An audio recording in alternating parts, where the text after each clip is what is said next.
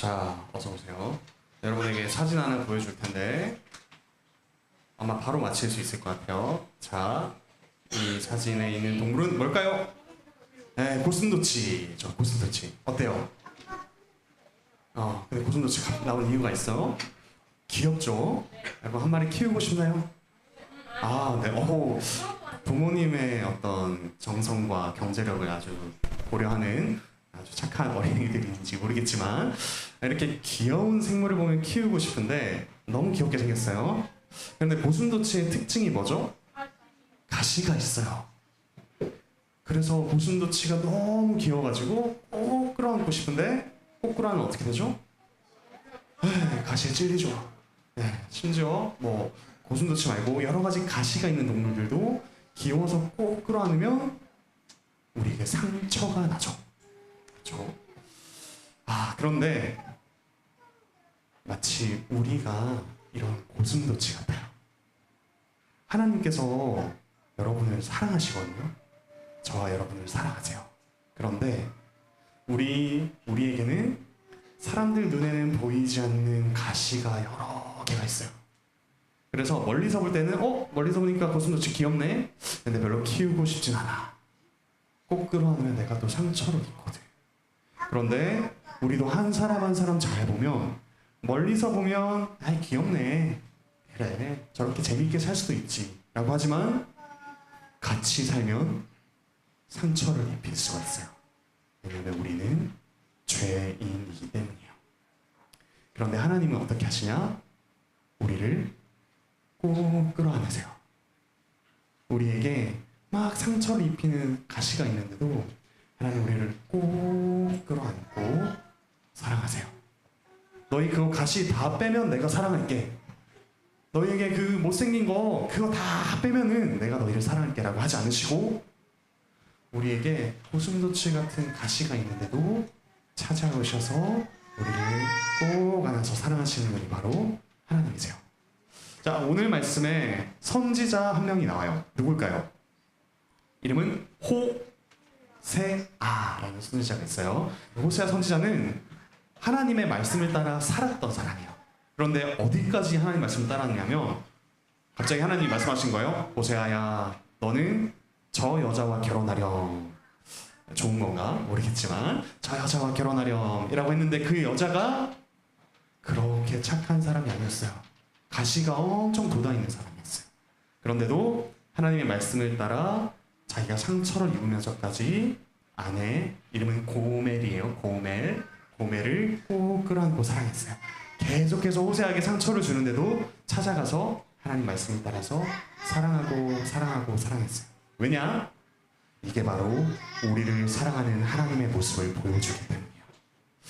우리가 받은 사랑이 이런 사랑이에요. 우리는 겉으로 보기에는 귀엽고 또 사랑스럽지만 가까이 가면 갈수록 상처를 입히는 사람들이지만 하나님은 그런 우리를 사랑하셔서 꼭 끌어안아서 가시를 녹여버리세요. 가시를 녹여버리고 진짜 사랑스러운 사람들로 만들어가세요. 그래서 여러분이 이런 하나님의 사랑을 깊이 알아가고요.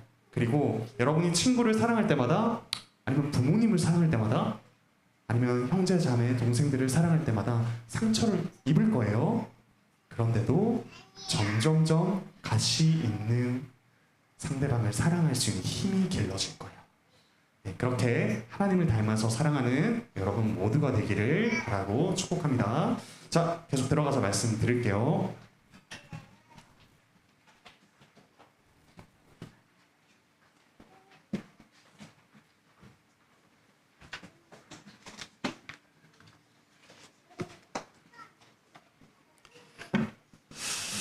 무려 27년 전에 나온 노래인데 아마 예상하시는 분이 계실 겁니다. 사랑보다 깊은 상처라는 곡이 있습니다. 아마 아시는 분도 계실 건데요. 아주 유명한 가수의 데뷔곡으로 나온 곡입니다. 사랑하는 사람과 헤어진 후에 그 관계를 돌아보면서 부르는 노래입니다. 상처받으면서까지 나를 사랑했던 상대방, 그러니까 나의 상처가 아닙니다. 그 사람이 상처받으면서까지 나를 사랑했던 것과 반대로 내가 그에게 깊은 상처를 주었던 과거를 후회하는 내용이 바로 이 노래입니다. 이런 노래처럼 사랑은 늘 상처와 함께합니다. 왜냐하면 사랑은 가깝고 깊은 관계 속에서 일어나는 일이기 때문입니다. 사랑하는 사람도 그리고 사랑을 받는 사람도 모두 죄인입니다. 사랑하는 사람은 사랑하지 않았다면 보지 않아도 될 죄인의 모습을 가까이에서 보고 그 영향을 받습니다. 서로 상처를 입고 상처를 입힐 만큼 가까운 관계에서 일어나는 것이 바로 사랑입니다. 이런 사랑과 상처의 1+1, 이 관계는 연인만의 문제는 아닙니다. 부모와 자녀도 서로 사랑하지만 상처를 입힙니다. 목회자와 성도도 서로 사랑하지만 의도치 않게 상처를 입히는 경우가 있습니다.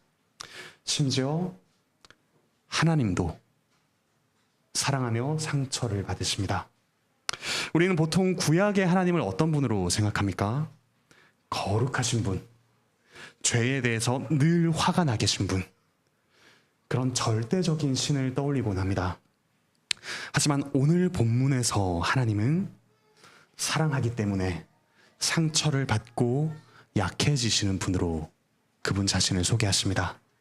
그리고 호세아 선지자에게 바로 그 사랑을 본받아 사랑하라고 말씀하십니다. 호세아는 북이스라엘과 남유다가 있다면 북이스라엘에서 하나님의 말씀을 선포했던 선지자였습니다.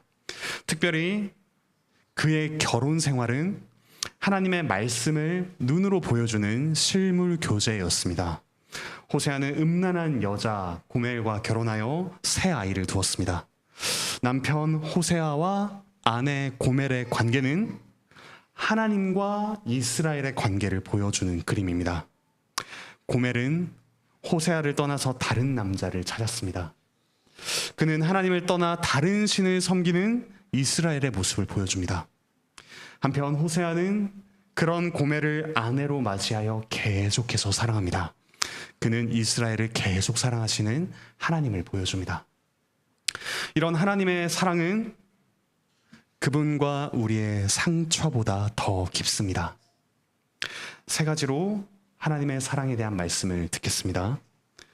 이미 받은 상처를 감내하는 사랑, 그리고 장차 받을 상처를 감수하는 사랑, 그리고 모든 상처를 영원히 치료하는 사랑에 대해 들읍시다.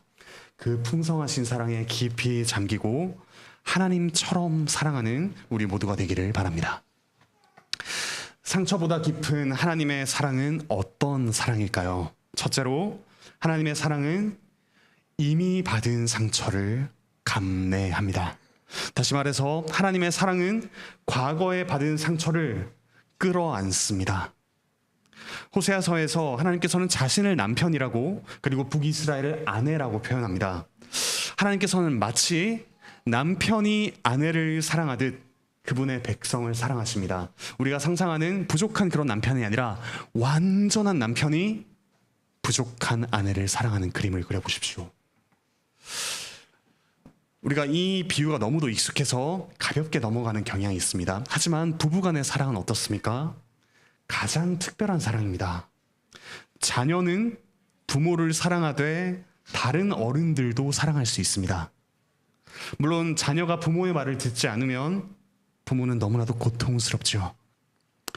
가장 친한 친구 관계도 그 두 사람 외에 또 다른 친구가 얼마든지 있을 수 있습니다. 하지만 이런 친구 사이가 깨진다면 너무나도 고통스럽습니다. 그런데 부부간의 사랑은 어떻습니까? 사람의 그 어떤 관계보다 우선하는 것이 바로 이 부부간의 관계입니다. 직장도 친구도 심지어 자녀도 배우자보다 앞설 수는 없습니다. 이 둘이야말로 한 몸이기 때문입니다. 또한 부부는 누구보다 서로를 깊이 그리고 친밀하게 압니다. 제 아내는 여러분이 저에 대해서 아는 것보다 수십 배, 수백 배를 알고 있습니다. 소위 목사의 스위치를 끄고 머리를 내리고 편한 옷을 입은 저의 모습을 아내는 알고 있죠. 무엇보다도 부부는 서로에게 가장 큰 영향을 미칩니다. 제가 빈말이라도 목사님 참 친절하고 따뜻하세요 라는 말을 들으면 기분이 좋을 것입니다. 제 나쁜 모습은 가리고 좋은 인상을 심어주는 데 성공했기 때문이죠. 하지만 저의 민낯을 아는 제 아내가 진심으로 이렇게 말한다면 어떨까요? 여보, 당신은 제가 아는 그 누구보다 하나님을 가장 많이 닮은 사람이에요. 천만인이 저를 둘러싸고 위선자라며 손가락질 하더라도 그에 맞설 힘을 얻을 것입니다. 아내가 진심으로 인정하는 말 한마디에 남편의 세상이 달려 있습니다. 남편의 진심이 담긴 사랑의 말에 아내의 세상이 변합니다. 하나님께서 우리의 남편이 되신다는 사실은 그분이 우리와 이런 사랑을 나누신다는 뜻입니다. 온 세상의 창조주가 그 누구보다 아름다우신 분이, 거룩한 왕이 저와 여러분의 사랑에 마치 모든 것이 달린 것처럼 우리를 사랑하신다는 뜻입니다. 놀랍지 않습니까? 그런데 바로 그 사랑이 배신당했습니다.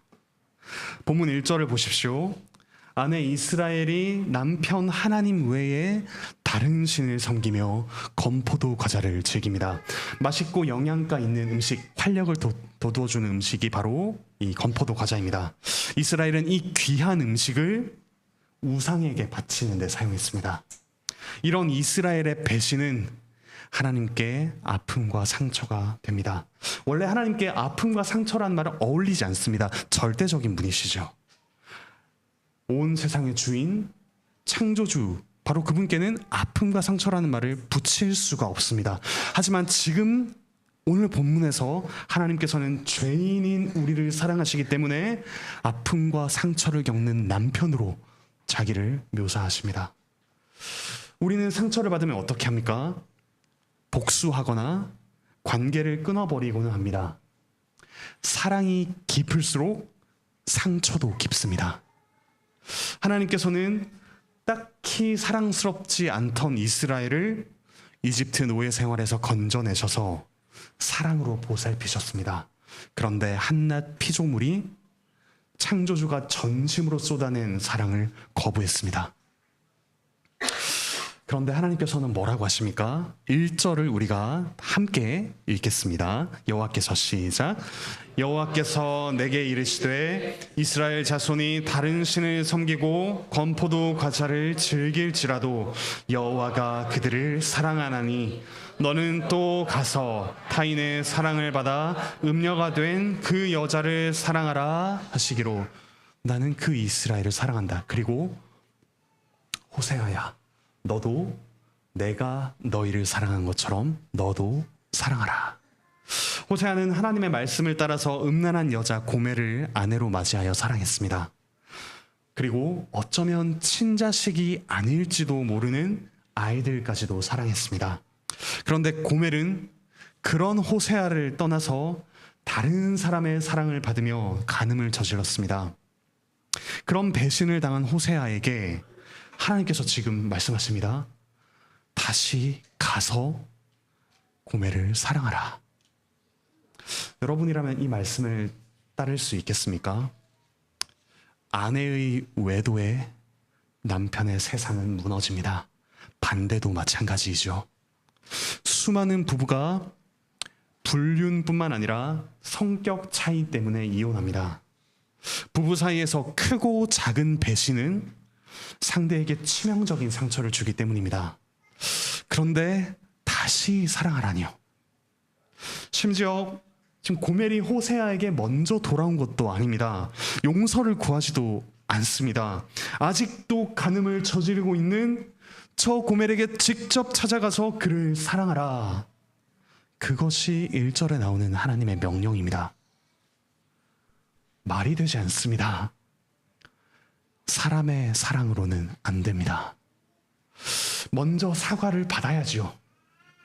돌아와서 무릎 꿇고 싹싹 빌어도 용서해 줄까 말까 고민이 되지 않습니까?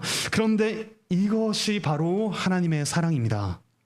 그분의 사랑은 가장 깊은 상처, 사랑에 대한 배신마저도 감내하는 사랑입니다. 하지만 이런 사랑은 결코 수동적이지 않습니다. 잘못을 깨닫지도 못한 사람, 용서를 구하지도 않은 사람을 먼저 찾아가서 사랑하는 것, 그것이 저와 여러분이 하나님께 받은 사랑입니다. 그런데 저와 여러분은 하나님을 어떻게 대하고 있습니까? 하나님 그분 자신이 아니라 하나님께서 주시는 것들을 더 사랑하지 않습니까? 하나님께서 주시는 안정, 자유, 건강, 영원한 수명, 일이 잘 풀리는 것을 더 사랑하지 않습니까? 그러다가 하나님 말고 그것들을 더 잘 줄 것처럼 보이는 다른 대상을 더 찾지 않으십니까? 그리고 하나님은 딱 내가 지옥에 가지 않을 만큼만 찾고 있지는 않습니까? 사랑하는 형제자매 여러분, 하나님은 그런 우리도 사랑하십니다. 하나님의 사랑은 우리의 회개보다 더 빠릅니다. 그리고 우리가 그분을 피해 달아날 때에도 그 어디까지고 끝까지 우리를 찾아오십니다. 그래서 어느 시인은 하나님을 천국의 사냥개, 한번 사랑하면 놓치지 않는 천국의 사냥개라고 표현했습니다.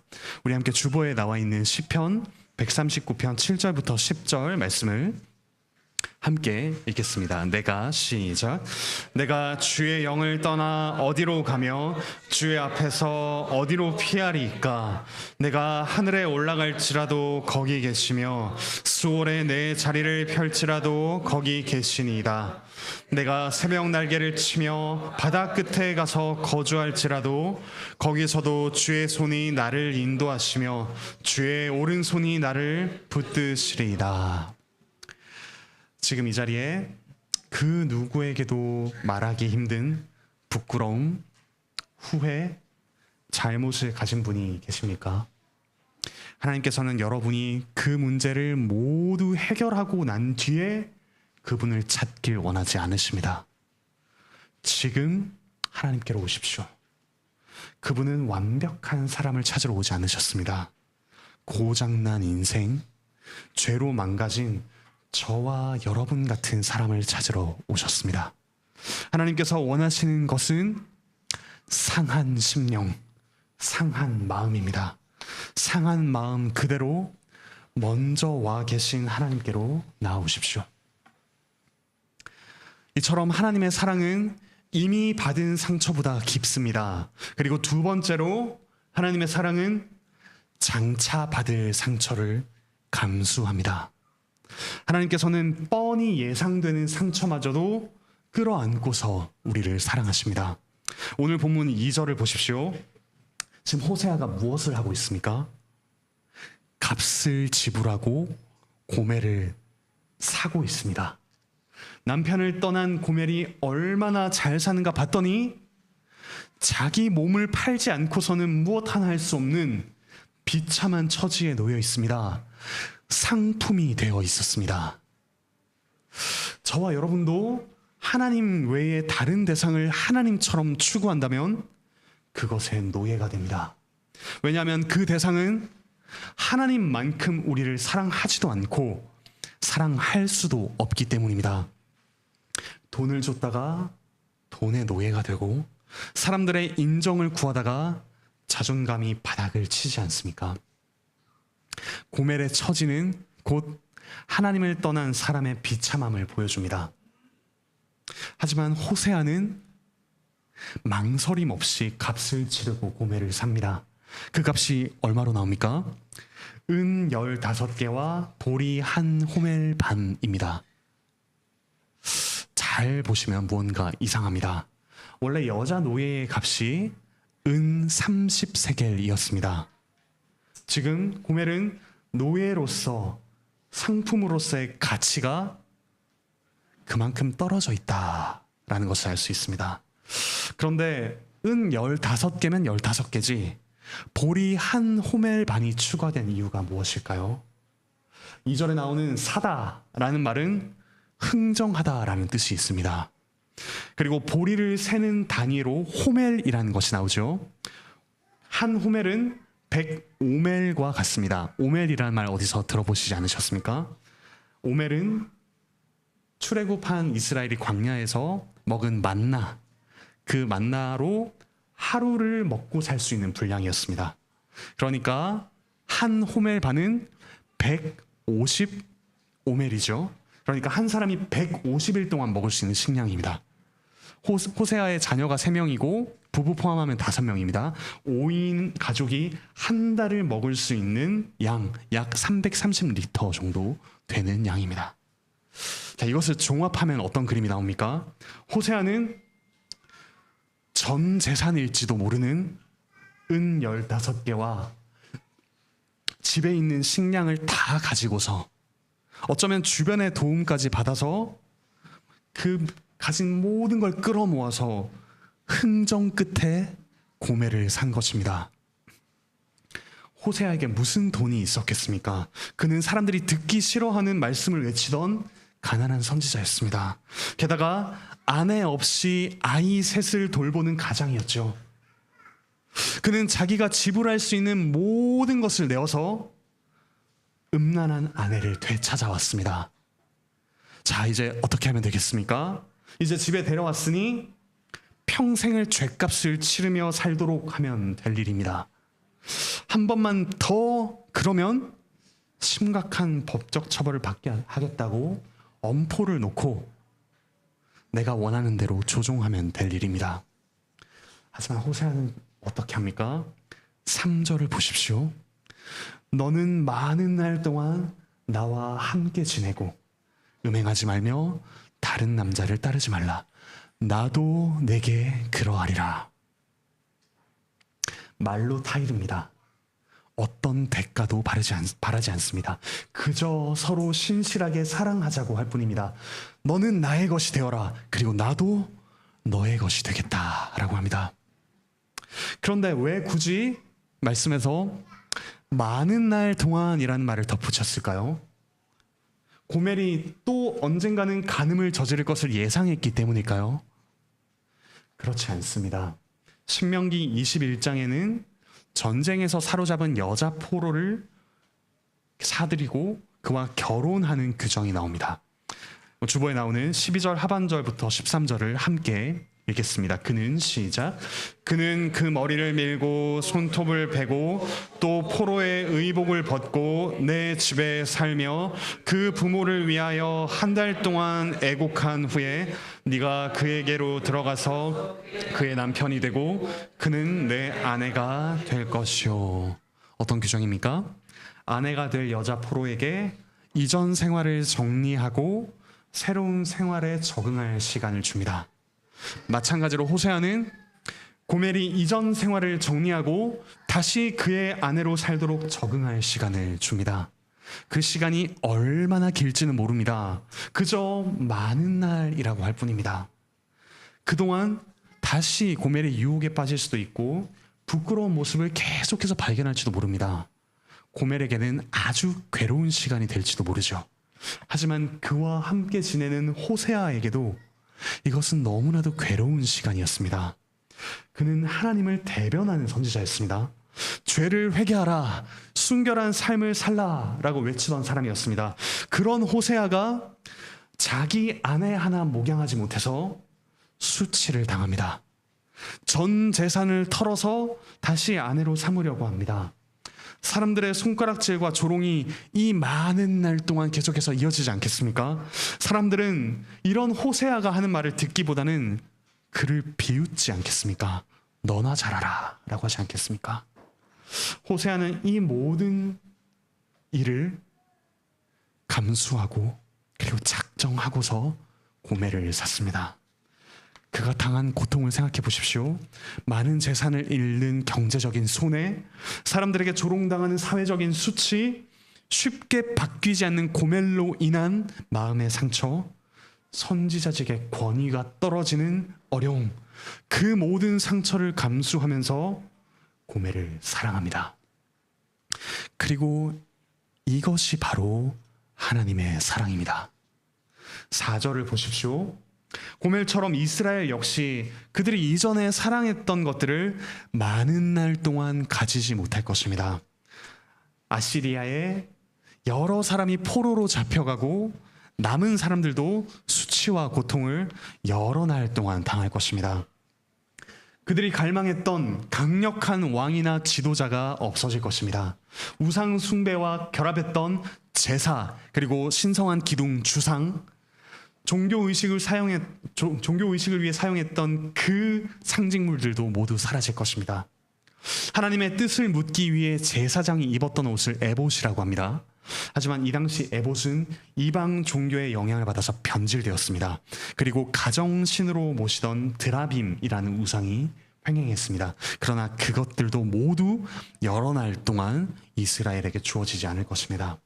이 기간은 이스라엘이 우상을 섬겼던 지난 생활을 정리하고 다시금 하나님을 바라볼 기회, 회개와 변화의 적응기였습니다. 하지만 나라를 잃은 그들에게는 너무도 고통스럽고 치욕스러운 시간이었겠죠. 그런데 이건 이스라엘 자손만이 입은 상처가 아닙니다. 하나님께서 더 큰 치욕을 함께 당하셔야 했습니다. 멸망한 민족의 신이라는 오명, 자기 백성 하나 관리하지도 지키지도 못하는 신이라는 수치스러운 평가, 하나님께서는 그 모든 상처를 감수하시고 대가를 지불하십니다. 그렇게 그분의 안에 그분의 백성들을 다시 데려오기까지 많은 날을 인내하십니다.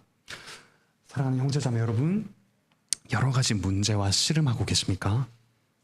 그리스도인이라는 이름은 있지만 직장에서, 가정에서, 학교에서, 사람들과의 관계에서 그다지 거룩하지도 않고 별로 뛰어나지도 않게 그저 그렇게 살며 괴로워하고 계시진 않습니까? 같은 죄를 반복적으로 지으면서 자책하지만 어쩔 수 없다라며 씁쓸해하고 계시진 않습니까? 하나님께서는 우리가 그럴 줄 아시고 우리를 그분의 소유로 삼으셨습니다. 우리가 완벽하게 살지 못할 것을 아시고도 우리의 하나님, 우리의 아버지, 우리의 신랑, 우리의 주님이 되시기로 결정하셨습니다. 그리고 지금 이런 우리와 함께 하십니다. 이 많은 날 동안 성령 하나님께서 우리 안에 함께 하시면서 우리를 위해 탄식하고 계십니다. 예, 그분이 바로 장차 받을 상처보다 더 깊은 사랑으로 우리와 함께 하시는 하나님이십니다. 그러므로 회개하기를 포기하지 맙시다. 때로 하나님께서 우리의 소중한 것을 걷어가실 때는 하나님만으로 만족하는 삶을 훈련하게 하시고 선물하시기 위해서 우리에게 그 시간을 허용하십니다. 그분은 사기 결혼을 당하지 않으십니다. 우리가 죄를 지으며 살 것을 아시고도 우리를 택하셨습니다. 그 사랑에 합당한 반응은 정직하고 빠른 회개입니다. 하나님의 사랑은 우리의 죄보다 길고 그리고 풍성합니다. 이처럼 하나님의 사랑은 이미 받은 상처와 장차 받을 상처보다 깊습니다. 그리고 마지막으로 하나님의 사랑은 모든 상처를 영원히 치료합니다. 하나님께서는 상처를 감내하고 감수하실 뿐만 아니라 완전히 고치십니다. 그분의 사랑은 상처 입히는 세상 어떤 무기보다도 강력합니다. 본문 5절을 보십시오. 결국 이스라엘 자손이 이 포로 생활을 끝내고 돌아옵니다. 그런데 역사상 어떻습니까? 나라를 완전히 찾지는 못했습니다. 페르시아, 헬라, 로마, 그들의 통치를 연달아 받았습니다. 그리고 5절에 나오는 다윗 왕, 그는 이미 죽었습니다. 이후로도 이스라엘에서 다윗 혈통의 왕은 세워지지 않았습니다. 즉 5절은 문자 그대로가 아니라 비유로 읽어야 합니다. 여기서 이스라엘 자손은 새롭게 하나님의 백성이 된 사람들을 가리킵니다. 즉 야곱의 혈통이 아니라 믿고 회개하며 하나님의 백성이 된 사람들입니다. 4절과 5절의 목록을 한번 비교해 보십시오. 돌아온 그들은 4절에 나오는 지도자, 제사, 주상, 에봇, 드라빔을 다시 찾지 않습니다. 오직 그들의 왕 다윗만을 찾습니다. 다윗의 자손이자 다윗의 뿌리 바로 예수 그리스도이십니다. 그분의 이름은 구원이라는 이름을 뜻을 가진 예수, 히브리어로 여호수아, 그리고 간략히 표현하면 호세아입니다. 선지자 호세아는 하나님의 말씀을 따라 음란한 아내를 되찾아 끝까지 사랑했습니다. 그리고 마침내 그가 예언하던 다윗과 같은 왕이 그와 같은 이름 호세아, 예수로서 이 땅에 오셨습니다. 진정한 호세아 그리스도께서는 그분의 아내를 찾으러 오셨습니다. 그분의 아내가 누구입니까? 저와 여러분, 교회입니다. 우리는 그분을 뒤로 한 채 다른 것들을 사랑하며 따라갔습니다. 결국 제값에도 팔리지 못하는 죄와 죽음의 노예가 되었습니다. 그런 우리를 신랑이 먼저 찾아오셨습니다. 그분은 사랑하는 제자에게 배신을 당하시고 은 30의 원수에게 팔리셨습니다. 이 신랑은 몸에 시로라기 하나 걸치지 않은 채 십자가에 수치스럽게 매달리셨습니다.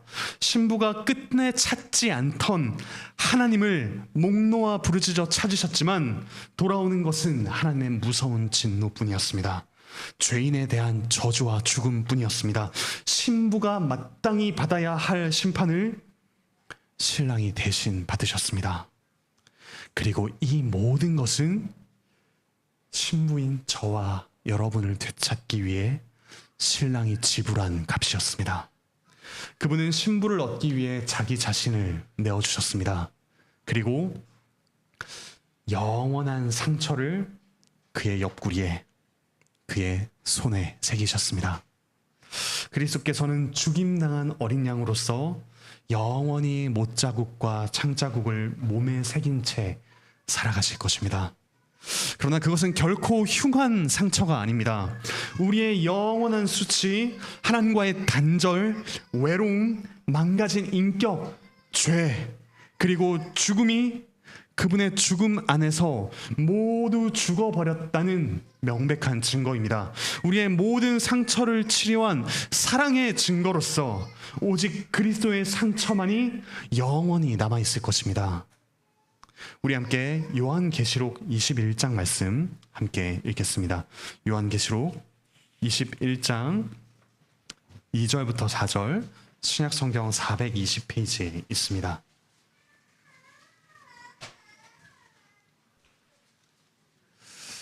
그분이 우리를 영원한 신부로 맞아들이신 후 어떻게 하시는지 우리 함께 요한계시록 21장 2절 4절을 읽으며 함께 고백하시겠습니다. 같이 읽겠습니다. 시작. 또 내가 봄에 거룩한 성 예루살렘이 하나님께로부터 하늘에서 내려오니 그 준비한 것이 신부가 남편을 위하여 단장한 것 같더라. 내가 들으니 보좌에서 큰 음성이 나서 이르되 보라, 하나님의 장막이 사람들과 함께 있음에 하나님이 그들과 함께 계시리니 그들은 하나님의 백성이 되고 하나님은 친히 그들과 함께 계셔서 모든 눈물을 그 눈에서 닦아주시니 다시는 사망이 없고 애통하는 것이나 곡하는 것이나 아픈 것이 다시 있지 아니하리니 처음 것들이 다 지나갔음이로라. 아멘. 오늘 말씀 5절에 나오듯이 우리는 비로소 우리의 신랑이신 그리스도 하나님을 기쁨과 간절함으로 찾게 됩니다. 하나님으로만 만족하며 그분을 영원히 사랑하고 갈망합니다. 온전해진 인격과 사랑으로 하나님과 함께 삽니다. 우리의 신랑은 우리를 고칠 뿐만 아니라 우리를 아름답게 만드십니다. 우리가 사랑스럽기 때문에 우리를 사랑하시는 것이 아니라 우리를 사랑스럽게 만드시기 위해 우리를 사랑하십니다. 사랑하는 형제자매 여러분, 이분이 바로 우리의 영원한 신랑 그리스도이십니다. 이분 외에 누구의 사랑을 더 갈망하시겠습니까? 누구를 더욱 사랑할 수 있겠습니까? 영원한 신랑의 사랑을 받으십시오. 그분께로 나아오십시오. 그리고 사랑하기를 포기하지 맙시다. 우리가 사랑하는 대상은 우리에게 분명히 상처를 입힙니다. 자녀들로 인해 상처를 받으시는 부모 여러분, 자녀들이 온전한 그리스도의 신부로 변화될 날이 반드시 옵니다. 그리고 여러분이 사랑하면서 받으신 그 상처 역시 모두 깨끗이 나을 그날이 반드시 옵니다. 그날을 기대합시다. 반대로 부모님께 상처를 받으신 자녀 여러분, 그리고 직장에서, 학교에서, 교회에서 사랑하다가 상처를 받으신 여러분, 그리스도께서 그런 우리를 통해 우리의 이웃들을 사랑하고 계십니다. 그리고 이 상처 입은 사랑은 반드시 완전한 치유와 생명으로 열매를 맺을 것입니다. 그날을 기대하며 끝까지 사랑을 포기하지 마시길 바랍니다. 말씀을 맺겠습니다. 그리스도의 신부, 교회이신 여러분, 세상에는 사랑보다 깊은 상처가 많습니다. 아니, 반대로 말하자면 상처보다 얕은 사랑이 너무 많습니다. 우리에게는 상처를 끌어안을 만큼의 사랑이 없습니다. 하지만 우리가 받은 사랑은 다릅니다. 세상에서 가장 깊은 사랑을 하셨기에 가장 깊은 상처를 받으신 분, 그러나 그 상처마저 사랑의 증거로 바꾸시는 분, 그리스도께서 우리를 영원히 사랑하십니다. 아직 그분의 신부인 교회의 회원이 되지 않으신 분이 계십니까? 그분의 사랑을 더 알고 경험하며 고백하시길 바랍니다. 학습과 세례와 입교의 과정을 통해 그리스도의 신부가 되어가는 기쁨을 누리시길 바랍니다. 자신을 그리스도의 신부로 이미 고백하고 계신 여러분, 오늘 본문 1절의 메아리가 요한복음 13장 34절에서 울려 퍼집니다. 호세아에게 하셨던 말씀, 여호와가 사랑하니 너도 사랑하라. 그 말씀이 이제 호세아뿐만 아니라 그리스도의 신부인 우리 모두에게 주어졌습니다. 함께 주보에 있는 이 말씀 같이 읽겠습니다. 시작. 새 계명을 너희에게 주노니 서로 사랑하라. 내가 너희를 사랑한 것 같이 너희도 서로 사랑하라. 그러므로 상처보다 깊은 사랑을 누리며 나눕시다.